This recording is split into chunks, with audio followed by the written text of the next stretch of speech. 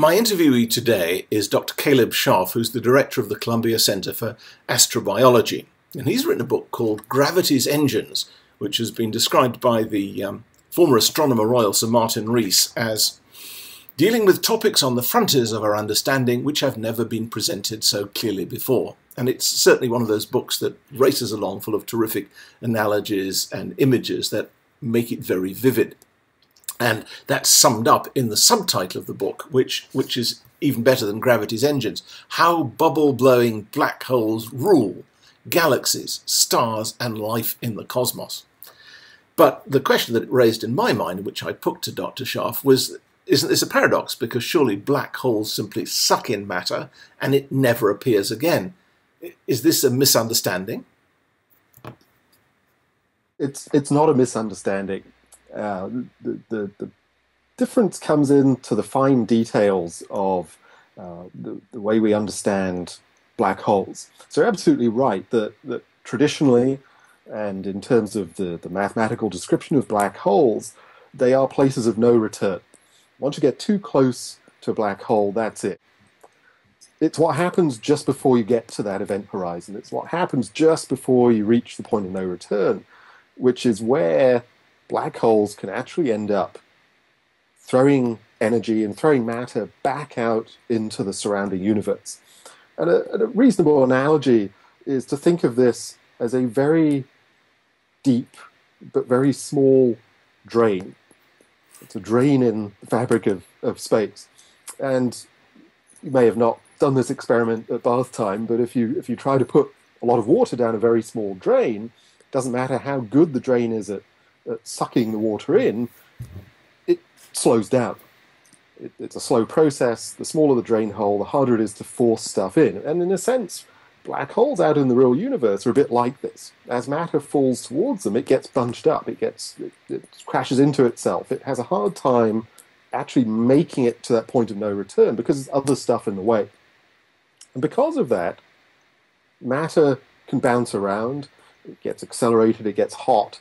And because this is happening before you actually tip over the drain, so to speak, it can still escape. So there's this opportunity that energy, matter, can nonetheless escape from the immediate environs of a black hole. But that environment around black holes is incredibly violent, incredibly alien to the likes of us. It's a place of extremes. Space itself is distorted and warped to an extreme. Time is altered from an external perspective. It's a very brutal environment. So how exactly does a black hole send matter out into the universe? You've used the phrase jets as if they're kind of cosmic fire hoses. In a nutshell, we think that black holes spin, which is kind of a strange concept. We're used to planets and stars spinning, but the black hole is something else. It's sort of dropped out of the universe, yet nonetheless it has this property of spin, and it actually drags space around with itself where it's spinning. It's like a twister or tornado in the fabric of space itself. And this means that as all this hot material swirls around the black hole, it carries enormous electrical current. And as a result, the black hole can generate enormous magnetic fields. And it really creates, we think, it creates funnels from its poles, from its north and south poles. The spinning object has poles that you can point to. And these magnetic funnels actually accelerate and squirt matter out from the black hole at close to the speed of light. And it's an incredibly efficient process. In fact, we think that it can be 50 times more efficient at turning matter into energy than nuclear fusion. And those electrons are being accelerated and squirted out through these magnetic funnels into beams that are very narrow.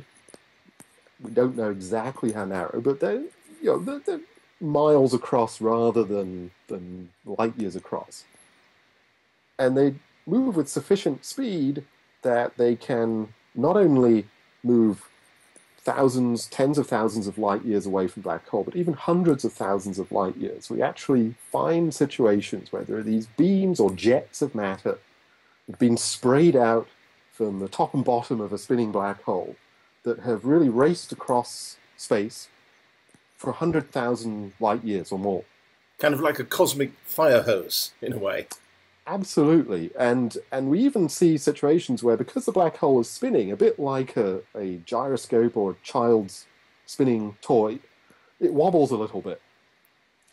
And we can actually see where these jets have been wobbled across the sky. They've really been much like a fire hose or something like that, that's out of control, that's sort of splashing through the cosmos. So it's really remarkable.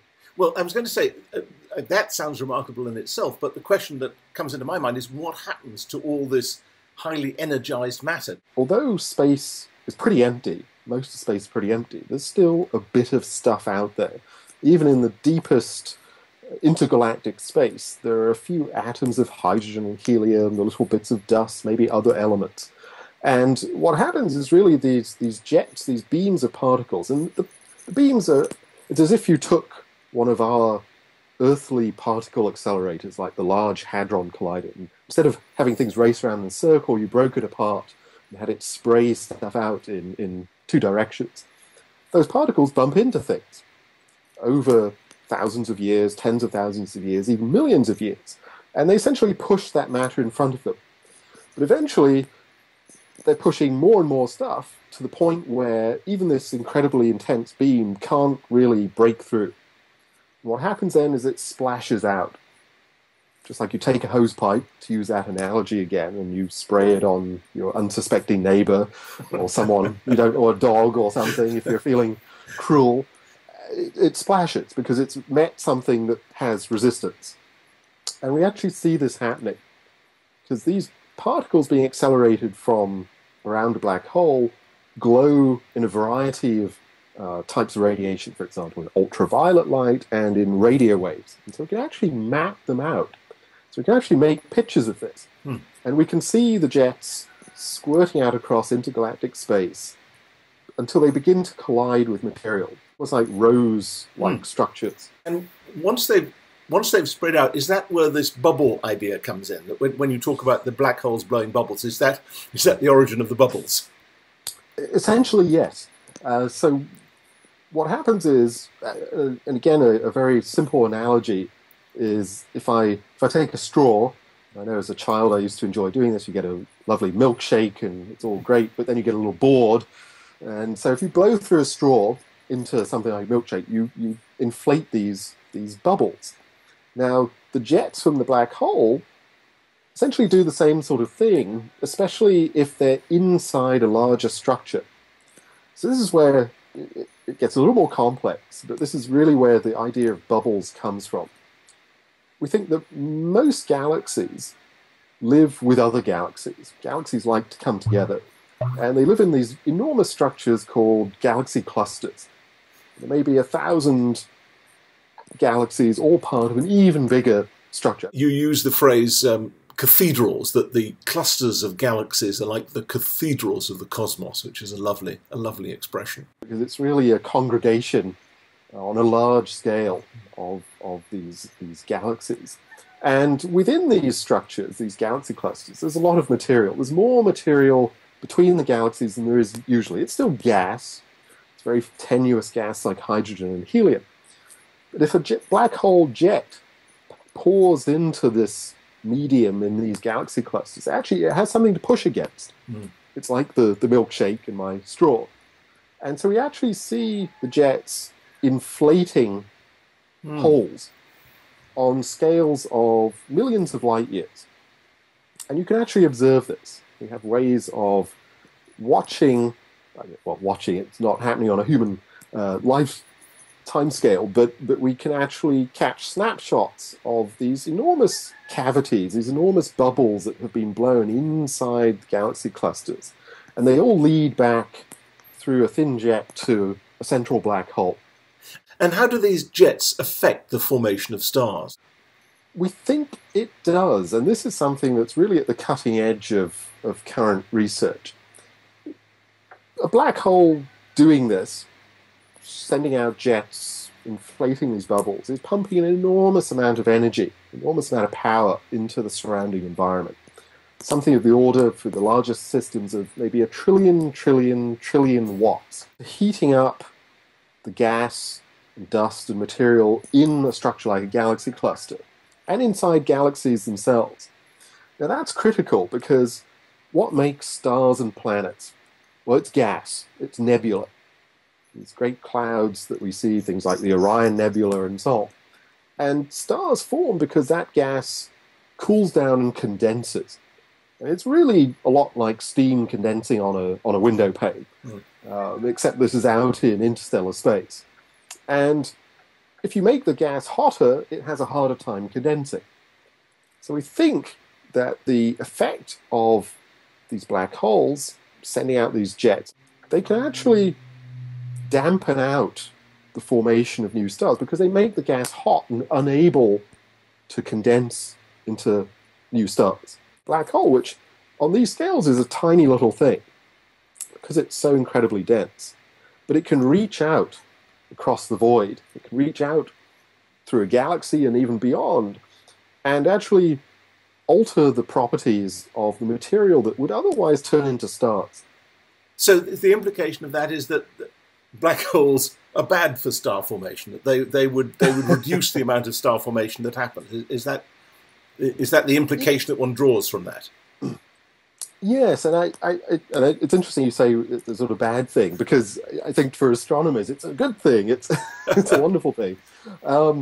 Why? Because I mean, on the basis you think stars, planets, life, those are things we want to see in the universe, and that something which makes them less likely to appear is well, I mean, you can't really impute moral things to it, but it doesn't sound like the sort of thing you'd want to see.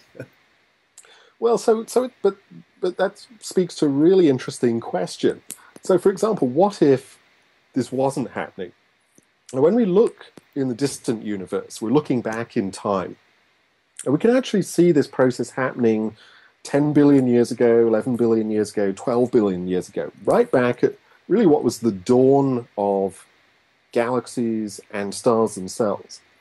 And we see that there were enormous black holes back then doing the same thing, squirting out energy, moderating the rate at which galaxies could make stars.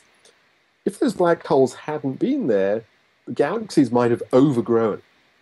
They might have made so many stars and burnt through all their material that by now the universe might be sort of really ancient, really sort of burnt out.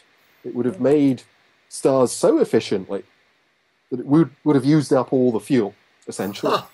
How interesting. So if you take it to the extreme.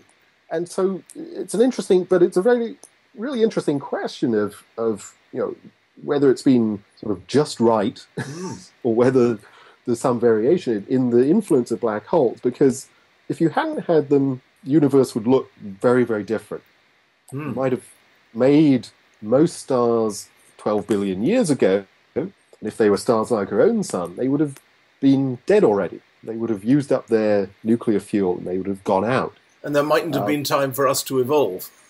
Well, so this is where we get to some really interesting questions about the chain of events that lead to places like the Earth, and that have led to us and our particular situation in the universe. That along the chain of events, things like black holes limiting the number of stars formed because of their sort of exuberant consumption really plays a role.